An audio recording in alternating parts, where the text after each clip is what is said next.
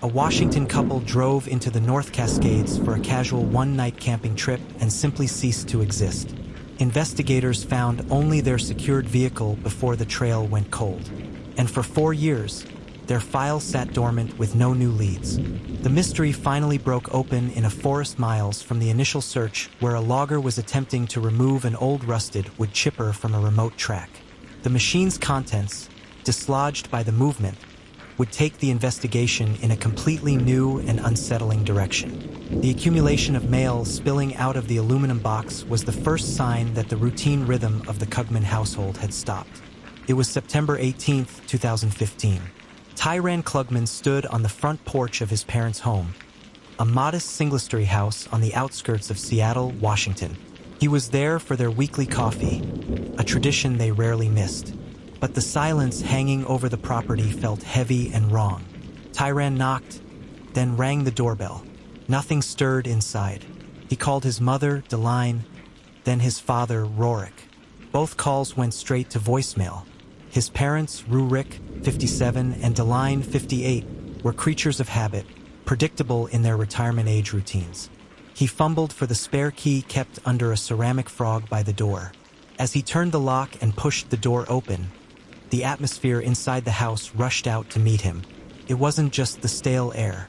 It was an overwhelming, suffocating stench. The odor of animal waste was so potent, it burned his eyes. Tyran stepped into the living room and stopped dead. The house looked as if a localized hurricane had torn through it. Furniture was overturned. The sofa cushions were ripped open, their foam stuffing scattered across the carpet like snow. Claw marks scarred the wooden door frames. The carpet itself was soiled beyond recognition. "Mom, Dad," Tyran called out, his voice tight with fear. He moved through the chaos trying to understand what he was seeing. It looked like a break-in, yet the television was still mounted on the wall. His mother's jewelry box was visible on the bedroom dresser. Then he heard it, a faint, pathetic scratching sound coming from the back of the house. He followed the sound to the utility room. The door was closed. The area around the bottom splintered and gouged. He opened it. Inside, huddled in the corner on a soiled blanket, was the family dog, a golden retriever named Sunny. But the animal was barely recognizable. Sunny was severely emaciated, his ribs protruding sharply beneath matted fur. He was dehydrated to the point of delirium, barely able to lift his head. The water bowl nearby was bone dry, coated in dust. The sight of the dog broke through Tyran's confusion and replaced it with pure terror. Rurik and Delphine adored Sunny. The idea that they would leave him locked in this room alone without food or water long enough for him to nearly die and destroy the house in a desperate attempt to escape was inconceivable. It defied everything Tyran knew about his parents. It meant they hadn't just left. Something catastrophic had prevented their return. Judging by the state of the dog in the house, Tyran estimated they had been gone for at least a week. He immediately dialed 911. Within the hour, the house was an active scene. Authorities began the urgent process of tracing the Krugmans' last movements. Tyran, reeling from the shock, provided the initial timeline. His parents had planned a short trip. On September 11th, exactly 1 week prior, they had departed for a one-night camping excursion in North Cascades National Park. It was meant to be a casual getaway. Rurik and Delphine loved the outdoors, enjoying day hikes and well-maintained campsites, but they were not survivalists. This trip was supposed to be simple. Drive up, camp, hike a familiar trail, and return the next day. As the investigation geared up, standard procedures were followed. This included gathering comprehensive background information on the missing couple. Tyran assisted investigators in compiling his parents' medical histories and facilitated the collection of their dental records, routine steps in any long-term missing persons case, intended to establish a baseline should identification ever become necessary. While searching the home for clues about their exact destination, investigators also accessed Rorik's digital footprint. They checked his cloud storage account, looking for recent activity. There they found the last known evidence of Rorik and Deline Krugman. It was a photograph, a selfie uploaded and time-stamped the afternoon of September 11th. The image captured a moment of quiet happiness. The sun was bright, the sky behind them a brilliant cloudless blue, framed by the towering pine trees of the North Cascades. Rurik was on the left, his head tilted affectionately toward Delphine. He wore a simple gray t-shirt, his sunglasses pushed back into his dark hair. Strapped to his back was a vibrant orange backpack. Deline, her blonde hair slightly windswept, was smiling broadly, wearing a bright red jacket and a delicate silver beaded necklace. The metadata indicated the photo had synced to the cloud just moments before their phones likely lost service, swallowed by the vast, rugged wilderness of the national park. They had arrived. They were happy and then they vanished. The North Cascades National Park Complex is a sprawling, intimidating expanse of wilderness. It encompasses over 684,000 acres of jagged peaks, deep valleys, dense forests, and more than 300 glaciers. It is a place of breathtaking beauty, but also profound danger. For search and rescue SAR teams, it presents a logistical nightmare. The mobilization to find Rurik and Delphine Klugman was massive. By September 19th, teams from multiple counties, park rangers, and specialized volunteer groups were converging on the area. However, they were immediately operating at a severe disadvantage. The Klugmans had a 7-day head start. Any scent trails were long gone, footprints washed away by intermittent rain earlier in the week. The search area was essentially the entire park. The first critical objective was to locate their vehicle. Park rangers began a systematic check of every trailhead parking lot and scenic overlook within the complex. It took nearly 48 hours of exhaustive searching before the Klugman's silver Subaru Outback was located at the Thunder Creek trailhead. The discovery provided the first tangible anchor point for the investigation, but it offered few answers. The car was locked and secured. Inside, everything appeared normal. There were snacks in the console, water bottles in the holders, and no signs of a struggle, forced entry, or distress. It looked exactly as one would expect if the owners had simply parked, geared up, and headed out for a hike. With the trailhead established, the ground search began in earnest. Teams fanned out along the Thunder Creek Trail, a relatively flat, well-maintained path that followed the creek deep into the valley. Given the Klugmans' casual hiking style, it was the most logical route. K-9 units were deployed, though expectations were low given the time elapsed. Helicopters equipped with thermal imaging cameras flew low over the canopy, scanning for any heat signatures or anomalies. Days turned into a week. The searchers battled exhaustion, difficult terrain, and the growing realization that they were looking for needles in a haystack made of pine trees and granite. The mood among the teams was grim. In the wilderness, the margins for survival are thin. Tyran remained at the command post, waiting agonizingly for any news. He provided details about his parents' gear, emphasizing the bright orange color of Roarik's backpack, hoping it would provide a visual beacon. Then a break seemingly arrived. A hiker who had been backpacking in a remote area several miles from the Thunder Creek Trail reported a sighting. While reviewing photos taken during his trip, he noticed something anomalous in the distance. He contacted the command post, reporting that he had seen a flash of bright orange fabric deep within a treacherous scree field high above the valley floor. The location was difficult to access, situated on a steep slope of loose rock and debris far from any established trail. It was not a place casual hikers like the Klugman would likely venture, but if they had become disoriented, it was possible.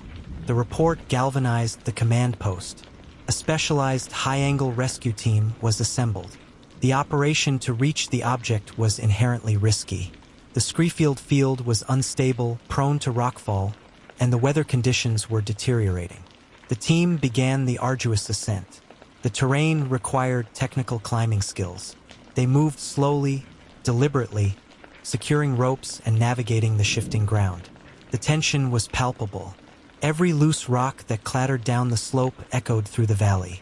From the command post, observers monitored their progress through high-powered binoculars, the radio crackling with updates.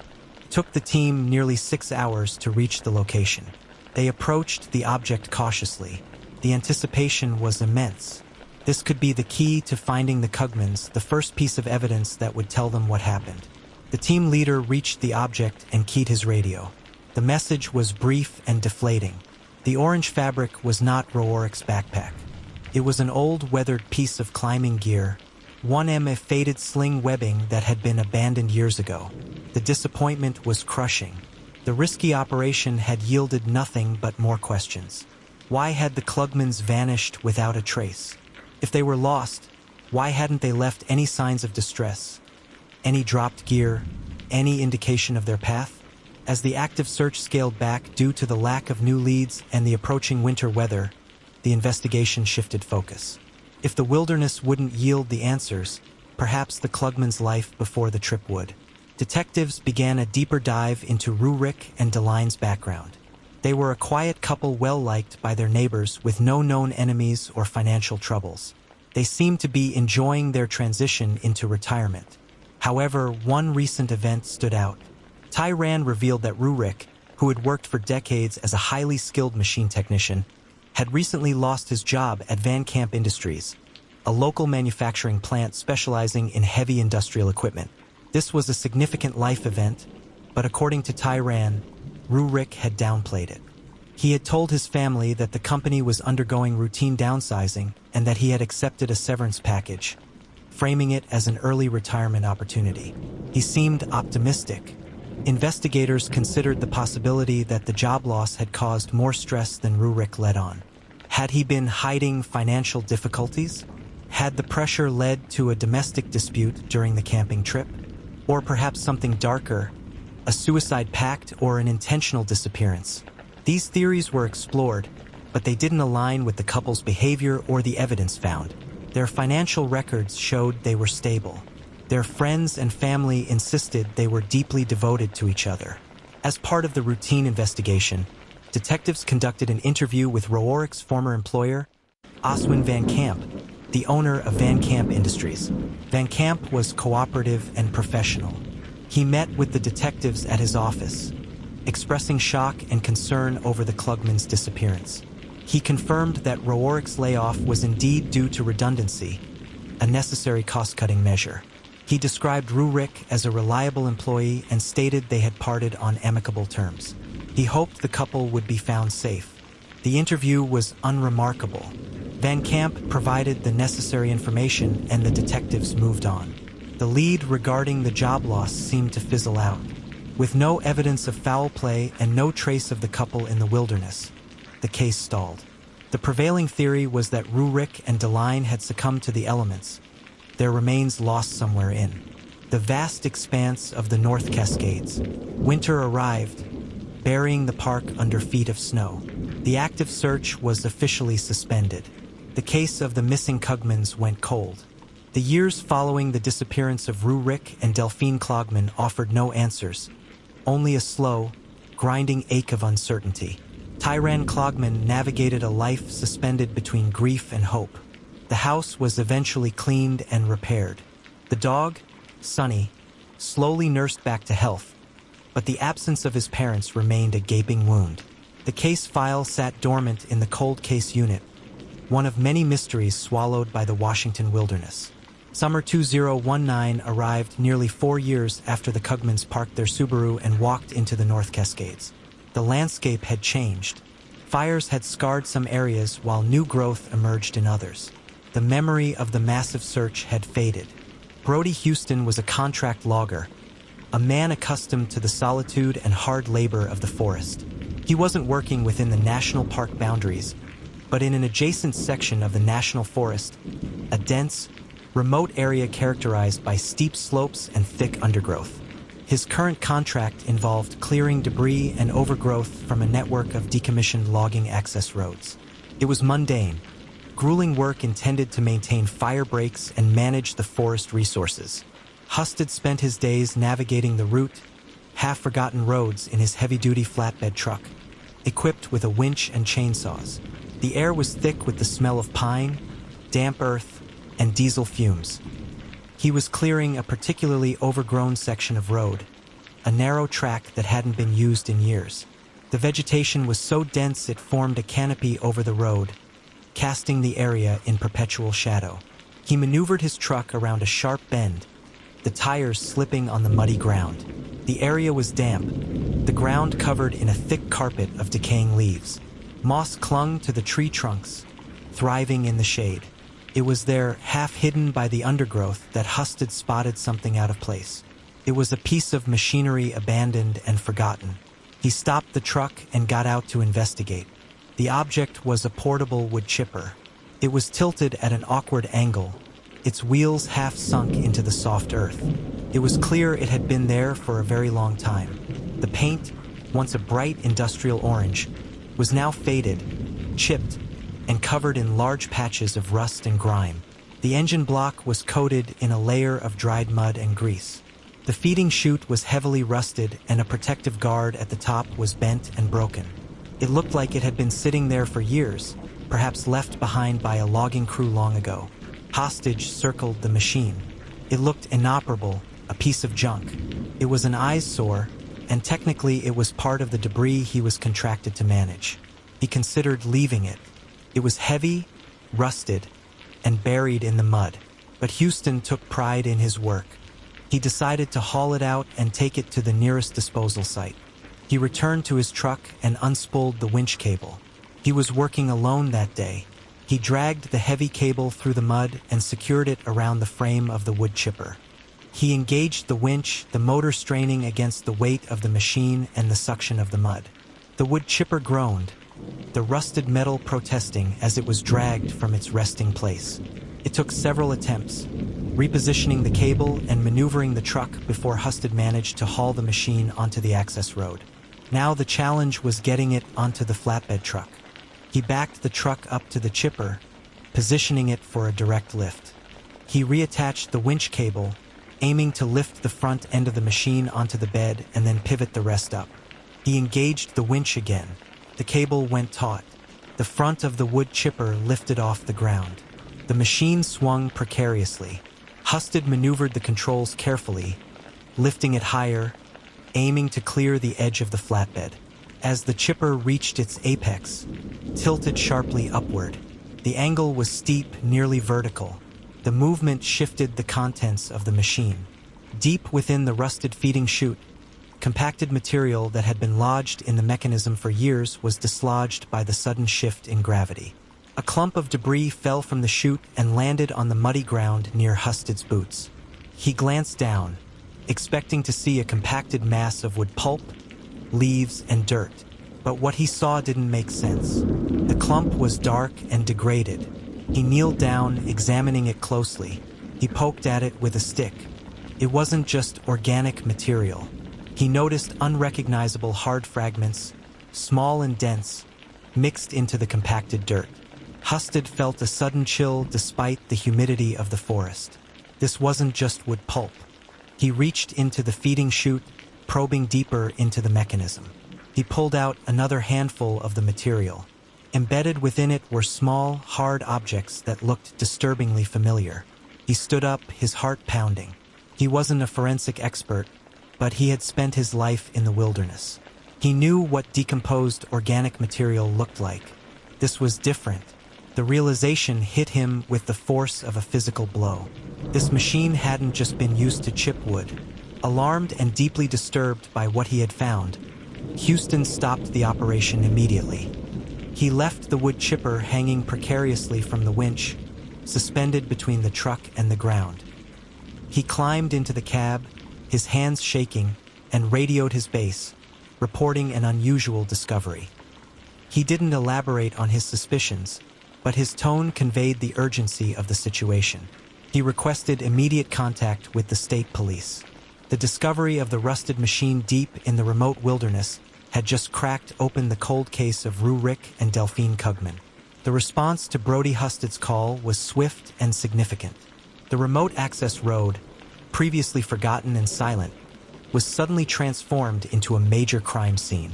State police and forensic teams descended on the location, navigating the difficult terrain to reach the spot where the rusted wood chipper hung, suspended from the logger's truck.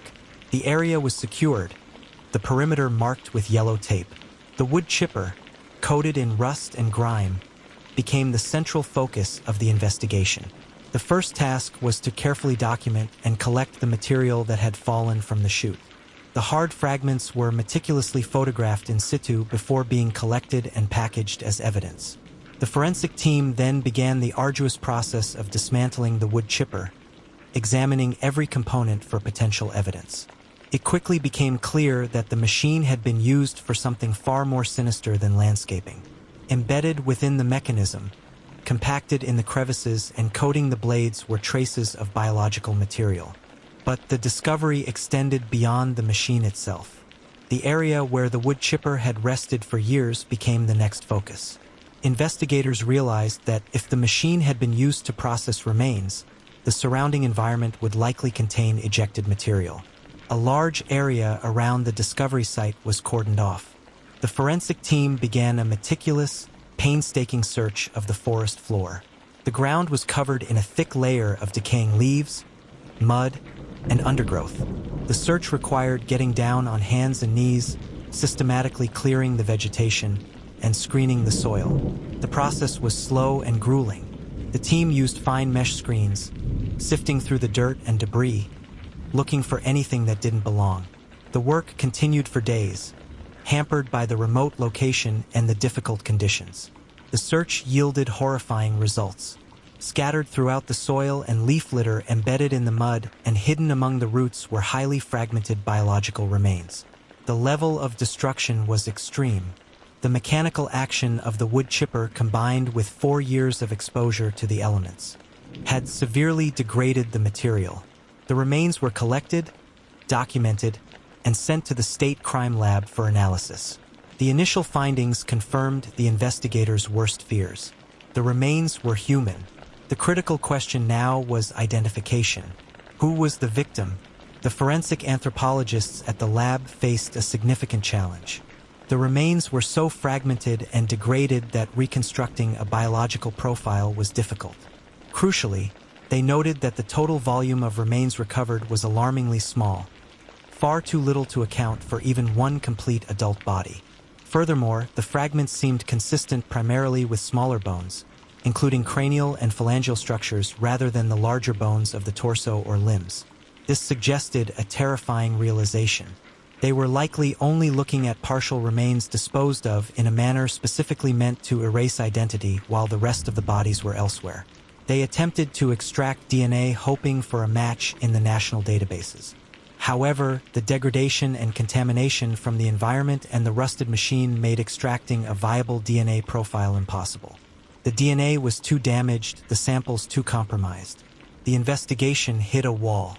They had human remains, evidence of a brutal homicide, but no identity, and the unsettling knowledge that this was only a fraction of the victims. Faced with the failure of DNA analysis, the investigators returned to the scene. They needed something more, something that had survived the mechanical destruction and the passage of time. They expanded the search perimeter, employing metal detectors and conducting an even more rigorous screening of the soil. A second sweep was initiated. The team worked meticulously, driven by the urgency of identifying the victim. They knew that any metal objects, jewelry, surgical implants, dental work might have survived where organic material had not. The metal detectors pinged repeatedly, mostly yielding old nails, discarded shell casings, and other metallic debris common in logging areas. But then, embedded deep in the soil, a strong signal registered. The team carefully excavated the area. They uncovered a small metallic object. It was carefully cleaned and examined. It was a piece of dental work, a uniquely crafted silver dental inlay, a type of tooth replacement. It was a critical discovery. The investigators now had a tangible piece of evidence, but they still needed to connect it to a specific person. Given the location of the discovery adjacent to the North Cascades National Park in the general vicinity of where Rorik and Deline Cugman had disappeared 4 years prior, investigators immediately prioritized their file. The Cugman case was the most prominent unsolved missing persons case in that specific region. It was the most logical connection. They retrieved the dental records that had been collected during the initial 2015 investigation. A forensic odontologist was called in to compare the recovered silver inlay against the dental charts of both Rurik and Deline. The comparison against Delphine's records yielded no match. Then the odontologist turned to Roeric's file. The challenge was that the inlay was not a complete tooth. It was a fragment of a larger dental appliance. A traditional bite match or comparison based on tooth morphology was impossible.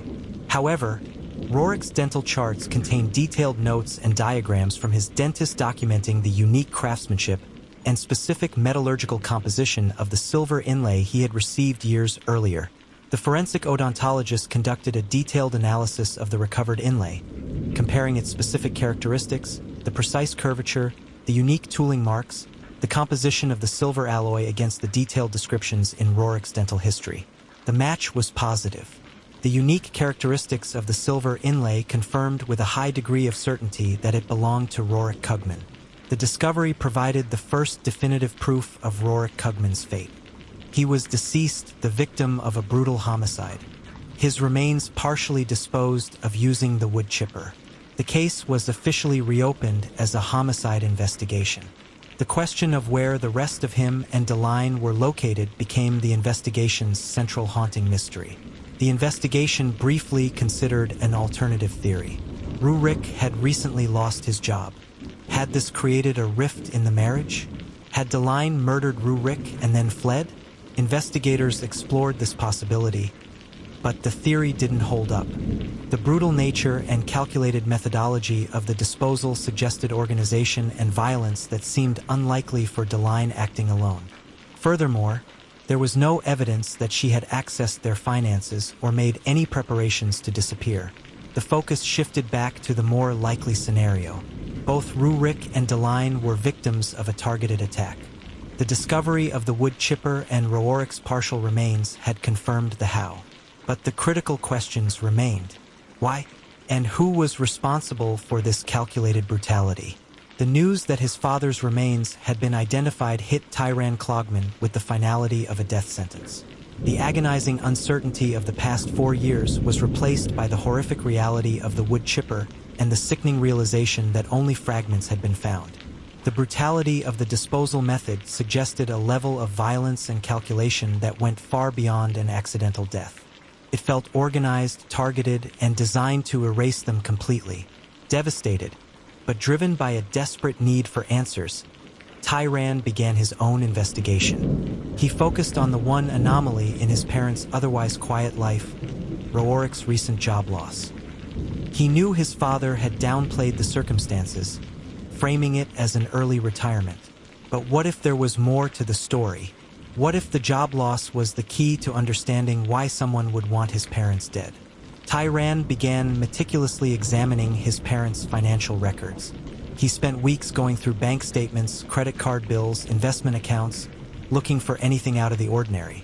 He was looking for signs of financial distress, hidden debts, anything that might explain the pressure Roeric might have been under. Instead, he found the opposite. Buried in the bank statements from the week before the disappearance, Tyran discovered a massive anomaly. Roeric had made a cash withdrawal of $50,000. The discovery stunned Tyran. His parents were financially conservative. They didn't deal in large amounts of cash. A $50,000 withdrawal was highly uncharacteristic. It represented a significant portion of their liquid assets. Where had the money gone? It wasn't in the house. It hadn't been deposited in another account. It had simply vanished along with his parents. The discovery of the cash raised alarming possibilities. Was it a payoff? Blackmail? Had Roeric been involved in something illegal? The questions tormented Tyran, but he refused to believe that his father was a criminal. He had to understand the context of that withdrawal. He turned his attention back to Van Camp Industries. He needed to understand the true nature of his father's dismissal. He decided to contact Roeric's former colleagues, the men he had worked alongside for decades. He started making calls, attempting to discreetly gather information, but he encountered a wall of silence. The people he spoke to were evasive, their responses brief and guarded. They expressed sympathy for his loss. But when the conversation turned to Van Camp Industries and Roeric's departure, the tone shifted. There was an underlying atmosphere of fear. They spoke in hushed tones, mentioning concerns about retaliation from the company about the need to protect their jobs. None of them would confirm the official story of the downsizing. They simply wouldn't talk about Oswin Van Camp. The pervasive fear surrounding Van Camp Industries only fueled Tieren's suspicion. Something was wrong at that company, and his father had been caught in the middle of it. He intensified his efforts, digging through his father's old work files, looking for anything related to Van Camp Industries, contracts, manuals, notes. He was becoming consumed by the investigation, driven by the conviction that the answers lay hidden within the company's secrets. Then the pressure escalated. Tiran returned to his apartment one evening after spending hours reviewing documents at the library. As he unlocked the door, he immediately felt that something was off. The air inside felt disturbed. He stepped into the living room. The apartment hadn't been ransacked, not like his parents' house. It was subtle but unmistakable. The boxes containing his parents' financial documents and his father's old work files, which he kept stacked in his home office, had been rifled through. The lids were askew, the files slightly rearranged. He checked the rest of the apartment. Nothing of value was stolen. The electronics were untouched, the cash in his wallet undisturbed. This wasn't a burglary. It was a message. Someone knew what he was looking for, and they were looking for it, too. Tiran reported the break-in to the police, but without any stolen property or signs of forced entry, whoever had entered had picked the lock. The police dismissed it as an unrelated incident, a neighborhood burglary attempt that had been interrupted. Tiran knew better. The connection to his investigation was undeniable. The break-in left him feeling violated and exposed. He was no longer just investigating a cold case. He was actively engaged in a confrontation with something dangerous. A few days later, the confrontation turned violent. It was late evening. Tiran was returning home, pulling into the underground parking garage of his apartment building. The garage was dimly lit, the concrete walls echoing the sound of his engine. He parked his car and got out, his mind preoccupied with the $50,000 withdrawal and the fear surrounding Van Camp Industries. He didn't see the man until it was too late. A large figure emerged from the shadows between two pillars. He was tall, broad-shouldered, with an intimidating presence. Before Tiran could react, the man was on him. The attack was swift and brutal. The man grabbed Tiran by the throat and slammed him against the side of his car. The impact knocked the wind out of him. He gasped for air, struggling against the man's powerful grip. The man leaned in close, his face inches from Tiran's. "Stop digging," he hissed, his voice low and menacing. Tiran tried to fight back, but he was overpowered. The man delivered a series of punishing blows to his ribs and stomach. Tiran collapsed to the concrete floor, writhing in pain. The man stood over him, his expression cold and detached. "The files, where are they?" Tiran, struggling to breathe, refused to answer. The man delivered a final brutal kick to his ribs. "This is your only warning. Stop digging into Van Amp business or you'll end up like your old man." The threat hung in the air, chilling and explicit. Then, as quickly as he had appeared, the man vanished into the shadows, the sound of his footsteps echoing in the empty garage. Tiran lay on the cold concrete, injured and shaken, but the assault had galvanized his resolve. The threat against him, the specific mention of Van Camp business, was the confirmation he needed. He dragged himself to his feet and called the police. This time they couldn't dismiss it. The targeted intimidation, the violent assault, the direct connection to Van Camp Industries, it forced the police to finally acknowledge what Tiran had suspected all along. Roarik's employment was inextricably linked to his murder. The investigation was no longer just about a missing couple. It was about a conspiracy that reached far beyond the wilderness of the North Cascades. The violent assault on Tiran Klugman changed the trajectory of the investigation entirely. What had been a localized homicide case focused on the discovery of Roarik's partial remains in the wilderness suddenly expanded into a complex financial conspiracy. The specific threat regarding Van Camp business acted as a catalyst, forcing authorities to look beyond the surface of Roarik's dismissal and scrutinize the operations of Van Camp Industries. The case was elevated to a joint investigation, bringing together homicide detectives from the state police and the specialized expertise of the FBI's Financial Crimes Unit. The focus shifted intensely onto Oswin Van Camp, the seemingly respectable owner of the manufacturing plant. The first step was to follow the money. The FBI launched a comprehensive forensic audit of Van Camp Industries' financial records. They were looking for anomalies, inconsistencies, anything that might suggest illegal activity. The task was monumental. Van Camp Industries was a large established company with complex financial structures. The forensic accountants spent weeks meticulously analyzing years of records, invoices, inventory logs, insurance claims, bank statements.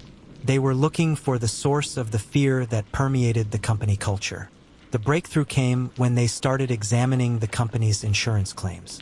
They uncovered a pattern of anomalies that suggested a sophisticated large-scale fraud operation. Van Camp Industries specialized in heavy industrial machinery. The accountants discovered that over the past decade, the company had filed an unusually high number of insurance claims for damaged or stolen machinery. The claims totaled millions of dollars. On the surface, the claims appeared legitimate. They were supported by detailed documentation, police reports, and inventory logs. But when the accountants started cross-referencing the serial numbers of the lost equipment with other databases, they uncovered the truth. The machinery wasn't damaged or stolen. It was being systematically hidden. Oswin Van Camp had orchestrated an elaborate shell game. He would report a piece of expensive machinery as damaged beyond repair or stolen from a job site. He would collect the multi-million-dollar insurance payout, inflating the value of the equipment to maximize the profit. Then, instead of disposing of the lost equipment, he would move it off the books. The investigation traced the movement of the machinery to a network of shell corporations controlled by Van Camp. These corporations owned unmarked warehouses in industrial areas outside the city as well as more remote locations in the foothills. The lost equipment was transported to these warehouses where it was either resold on the black market or used in off-the-books operations, generating even more illegal revenue. The scale of the fraud was staggering.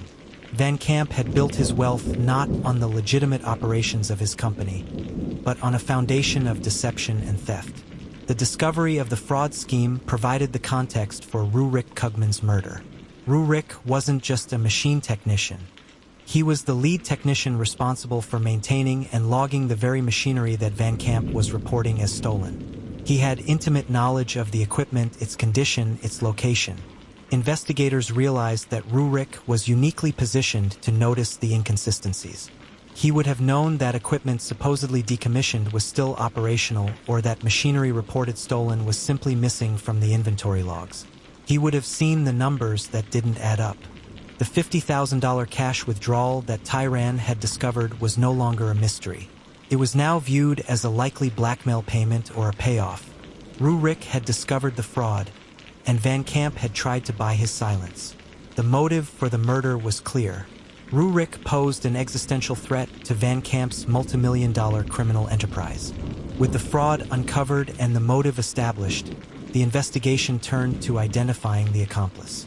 They needed to identify the man who had assaulted Tyran in the parking garage, the muscle behind Van Camp's operation. They started interviewing former employees of Van Camp Industries, focusing on those who had worked in security or management roles. They were looking for someone with a reputation for intimidation, someone fiercely loyal to Van Camp. The name Jory Pasternak surfaced repeatedly. Pasternak was a former security foreman at Van Camp Industries known as Van Camp's enforcer. He had a history of violence and intimidation, and he had left the company shortly after Roark's dismissal. Investigators located Pasternak and put him under surveillance. He matched the physical description of Tyran's attacker. Tall, broad-shouldered, intimidating. When presented with a photo lineup, Tyran positively identified Pasternak as the man who had assaulted him. The net was closing in. The investigation now focused on gathering enough evidence to arrest Van Camp and Pasternak for the murders of Rorik and Deline Kugman. They needed to connect the fraud directly to the homicide. The key lay in the shell corporations and the hidden warehouses. The FBI traced the financial transactions of the shell corporations, identifying the addresses of several warehouses.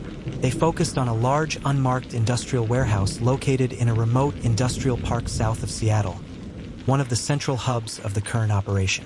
A surveillance team was deployed to the warehouse. They set up a command post in a nearby building monitoring the activity at the warehouse 24/7. For days, there was no activity. The warehouse appeared dormant. Then late one evening, the surveillance team observed movement. A luxury sedan arrived at the warehouse, followed shortly by a large panel truck. The sedan belonged to Oswin Van Camp. The driver of the truck was identified as Jory Pasnak. The two men entered the warehouse. The lights inside were activated. The surveillance team monitored the activity, listening to the sounds of heavy machinery being moved inside. It appeared that Van Camp and Pasternak, perhaps sensing the closing net of the investigation, were preparing to move the evidence. They were attempting to empty the warehouse to destroy the physical proof of the fraud. The observation galvanized the investigation. They had caught Van Camp and Pasternak in the act of concealing their criminal enterprise. The time had come to act. The decision was made to execute an immediate tactical operation. They couldn't risk losing the evidence. The warehouse was the key to solving the murders of Rurik and Delphine Kugman. The realization that Oswin Van Camp and Jory Pasnak were actively moving evidence critical to both the massive fraud operation and the cover-up of the Kugman murders forced the hand of the FBI. The situation was urgent. If the suspects succeeded in emptying the warehouse, years of investigation could be jeopardized and the physical proof linking the fraud to the homicides might vanish forever. The order was given: organize an immediate tactical operation. The mobilization was swift and overwhelming. FBI tactical teams supported by state police SWAT units converged on the industrial park south of Seattle. The area was quietly secured, the perimeter locked down. The element of surprise was critical. Van Camp and Pasternak believed they were operating under the cover of darkness, hidden in the anonymity of the industrial area. They had no idea they were surrounded. The warehouse was a large, imposing structure constructed of corrugated metal with few windows and multiple access points. The surveillance team provided real-time updates on the activity inside. The sounds of machinery moving indicated the suspects were actively engaged in loading the panel truck. The tactical plan was finalized.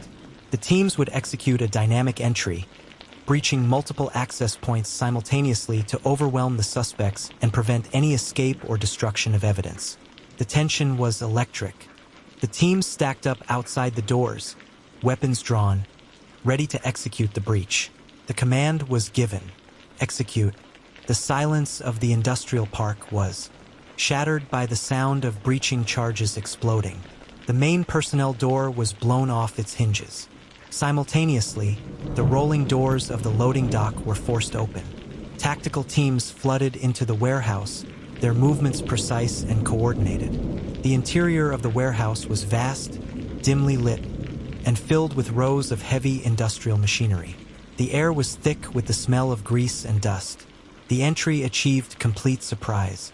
Oswin Van Camp and Jory Pasnak were caught completely off guard. Van Camp was standing near a makeshift office in the corner of the warehouse holding a clipboard supervising the loading operation. When the breach occurred, he froze, stunned by the sudden chaos. Pasternak was operating a forklift, attempting to load a large piece of machinery onto the panel truck parked at the loading dock. His reaction was instinctive and aggressive. As the tactical team swarmed the warehouse, Pasternak slammed the forklift into reverse, attempting to use the heavy machine to block the access point and create a barricade. He swung the forklift around, the metal fork scraping against the concrete floor, aiming to impede the advance of the tactical team. The standoff was tense but brief. The tactical officers, armed with assault rifles and trained for close-quarters combat, quickly outmaneuvered the cumbersome forklift. They surrounded Pasternak, ordering him to shut down the machine and surrender. Pasnak, realizing the futility of resistance, raised his hands. He was forcibly removed from the forklift and subdued on the concrete floor.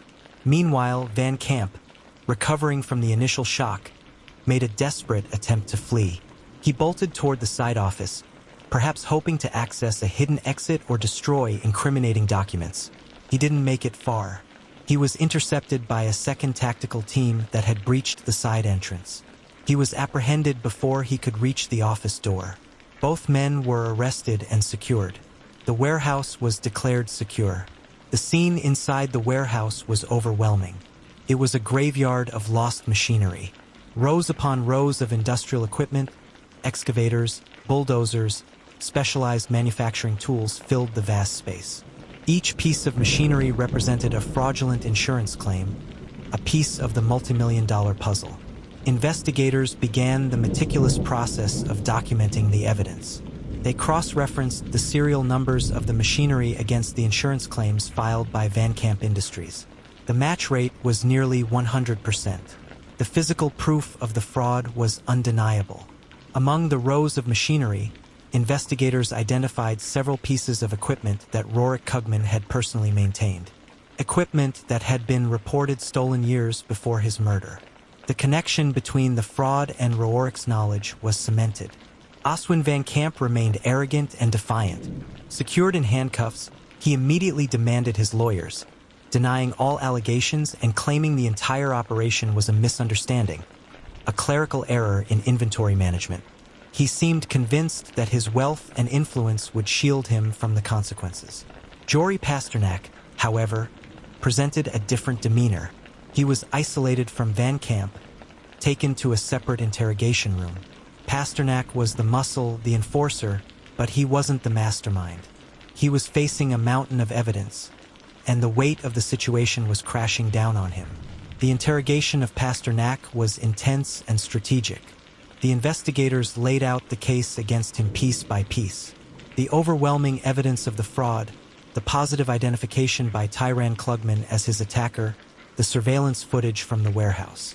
He was facing decades in prison for fraud and assault. And then they introduced the homicide charges.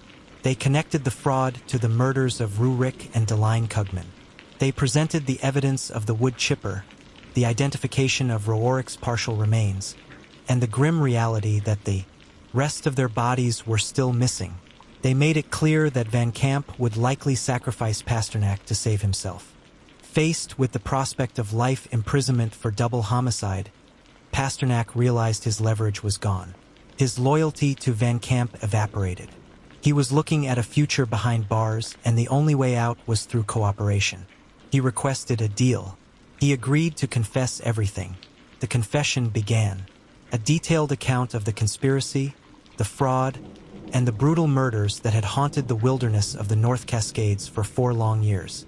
The mystery of what happened to Rurik and Delphine Kugman was finally about to be solved. In the sterile environment of the interrogation room, Jory Pasternak detailed the events of 2015, providing the final horrifying answers to the mystery of the Klugman's disappearance. His confession laid bare the cold calculation and brutal execution that stemmed from Oswin Van Camp's desperate attempt to protect his criminal enterprise. Pasternak confirmed that Rurik Kugman had discovered the insurance fraud. As the lead technician, Rurik had noticed the discrepancies in the machinery logs and confronted Van Camp. Van Camp's reaction was immediate and decisive. He fired Rurik on the spot, but he knew firing him wasn't enough. He needed to ensure his silence. Van Camp offered Rurik a payoff, $50,000 in cash, the withdrawal Tyran had discovered. The money came with a threat. If Rurik ever exposed the fraud, his family would be harmed. Rurik, terrified of Van Camp and recognizing the danger he was in, accepted the money and agreed to remain silent. However, Van Camp panicked. Despite Roarik's agreement, he became convinced that Rurik would eventually expose him. He ordered Pasternak to help him eliminate the threat permanently. They began stalking the Klugmans, waiting for an opportunity. When they learned the couple was planning a camping trip to the North Cascades, they followed them to the park, tracking them to their campsite at Thunder Creek. Late that night, under the cover of darkness, they ambushed and murdered Rurik and Delphine at the campsite. Pasternak confessed that they transported the bodies from the campsite in their truck, desperate to get away from the park. They drove several hours to a remote, dilapidated warehouse Van Camp owned through a shell company, an older location used in the early days of the fraud operation. Inside the warehouse, they engaged in a gruesome task. Using industrial saws and axes stored at the site, they dismembered the bodies. They meticulously separated the heads, hands, and feet, the parts crucial for identification. Van Camp then directed the disposal of the main bodies. They drove the torsos and limbs to an abandoned collapsed mineshaft deep in the Cascade foothills, dumping them into a crevasse so deep Pasternak believed they would never be found. Pasternak was then tasked with disposing of the identifying parts separately. He drove alone, navigating the remote logging roads, looking for a suitable spot. It was then he stumbled upon the wood chipper, rusted and seemingly abandoned by a long-gone logging crew. Seeing an opportunity for a more permanent solution than burial, Pasternak managed to get the old engine running. He spent the rest of the night processing the partial remains through the machine, believing the mechanical destruction would erase their identities forever. He then abandoned the chipper where he found it, confident the crime was untraceable. Pasternak's confession confirmed Deline's fate alongside Roeric's, though the majority of their remains were never recovered from the mineshaft. In late 2020, despite maintaining his innocence and hiring a high-powered legal team, the evidence against Oswin Van Camp was overwhelming. He was found guilty of 2 counts of first-degree murder and massive fraud, receiving life imprisonment without parole. Jory Pasternak, in exchange for his testimony, received a reduced sentence, but would still spend decades behind bars. For more chilling true crime stories, please subscribe to this channel to be notified immediately a new content drops.